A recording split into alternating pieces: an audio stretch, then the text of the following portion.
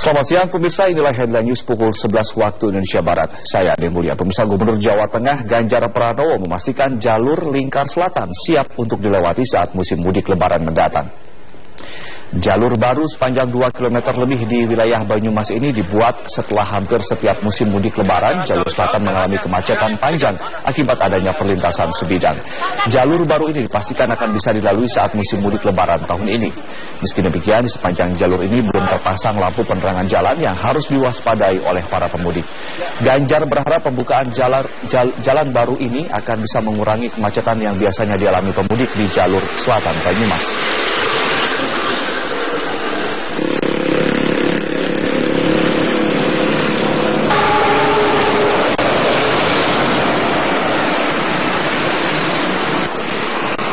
Ini harus menjadi target kita lebaran besok dilalui.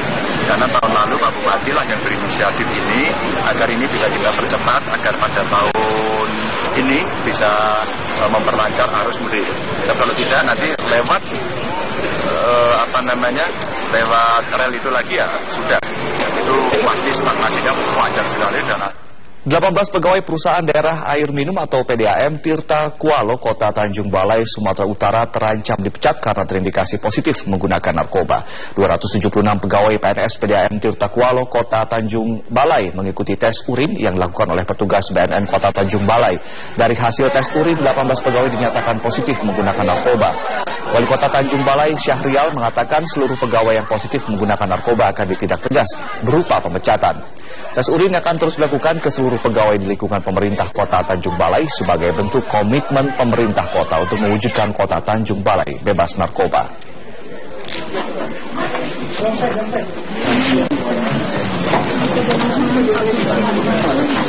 Anda bisa mengikuti berita-berita dalam Headline News melalui www.metrotvnews.com. Headline News berikutnya akan hadir 1 jam mendatang. Terima kasih dan sampai jumpa.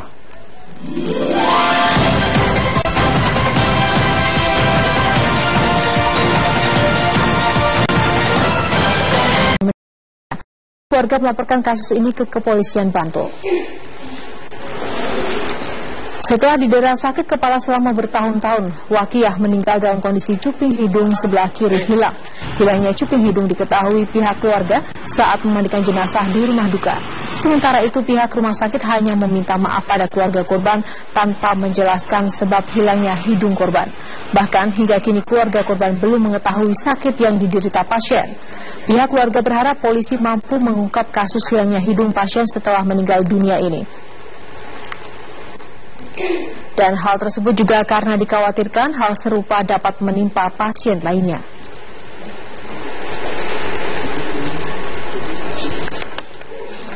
Masuk UGD ya dikasih tindakan medis, terus disuruh untuk rawat inap. Ya, dirawat inap beberapa hari ya sempat membaik mas, tapi kita nggak dikasih tahu sakitnya itu apa sih, nggak tahu. Sampai sekarang nggak ada penjelasan. Kemarin ada prarekonstruksi yang sudah dilakukan oleh pihak Polda.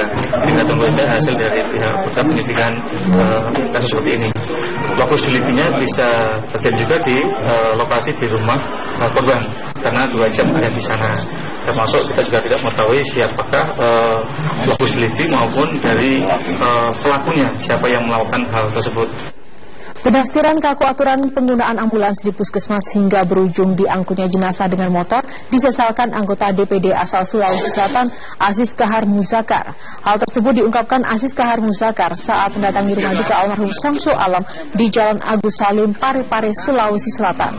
Ayah korban menceritakan anaknya Syamsul Alam yang berprofesi sebagai buruh meninggal dunia di puskesmas Madising, Parepare pada 2 hari lalu. Dan saat itu jenazah Syamsul diangkut sepeda motor oleh ayahnya karena tidak ada mobil jenazah. Padahal di puskesmas tersebut terparkir mobil ambulans. Saat itu ada 4 orang termasuk jenazah yang berada di atas motor dengan jarak tempuh 2 km dari puskesmas ke rumah duka. Aziz Kahar pun berjanji akan membicarakan kasus ini dengan Kementerian Kesehatan di Jakarta. Sebelumnya demo mahasiswa terkait kasus jenazah naik motor ini dinilai petugas Dinas Kesehatan Ridwan Musayah sebagai penilaian yang tidak berimbang karena mahasiswa hanya melihat satu kesalahan tanpa melihat kesuksesan puskesmas. Meski demikian, Asisten 1 Wali Kota Parepare Rusman Rahman berjanji akan menyelidiki dan juga mengevaluasi petugas yang berjaga di Puskesmas Madising saat kasus ini terjadi. Saya harapkan kepada adik-adik mahasiswa. Pastinya dengan suatu kondisi tertentu yang boleh, artinya kan inti dari semua ini kan pelayanan. Seluruh fasilitas kesehatan pemerintah ini kan intinya pelayanan. Nah, memang ketika hal seperti ini ya semestinya ya kita harus melihatnya pada sisi kemanusiaan yang harus ditonjolkan. Ya. Kabarnya. Demikianlah headline news untuk saat ini pemirsa, dan sesaat lagi program Metro Kini akan hadir untuk Anda. Sampai jumpa.